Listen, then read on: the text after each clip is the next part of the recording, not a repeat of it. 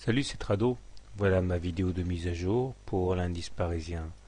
Séance peu engageante aujourd'hui, puisque malgré le fait que nous ayons inscrit un plus haut en séance, nous n'avons pas réussi à clôturer sur les plus hauts et nous terminons avec une petite bougie incluse dans la bougie inférieure, enfin précédente, ce qui dans l'esprit s'apparente à un harami baissier.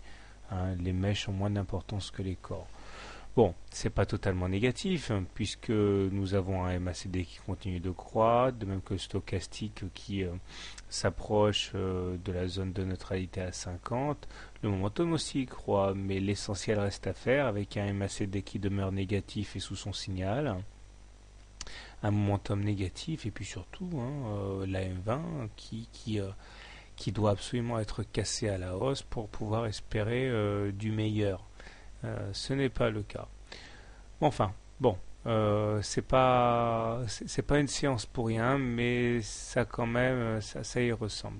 Un petit coup de Fibo, comme d'habitude, pour voir où nous en sommes, et nous voyons que malgré certaines velléités haussières, nous clôturons en dessous des 50% de retracement de Fibonacci. Et on va avoir du mal à passer ces niveaux. Enfin, si on arrive à clôturer au-dessus des 50, cette direction est 61,8% à 3972. Mais bon, on n'y est pas encore. Donc pour l'instant, on attend sagement la confrontation avec la M20. Il y a fort à parier d'ailleurs pour que cette confrontation se fasse demain. Et il va falloir une bonne news pour réussir à passer les 50% de retracement et la M20. Faudrait pas qu'entre-temps on ait des mauvaises nouvelles sur le plan du nucléaire japonais ou sur le plan libyen.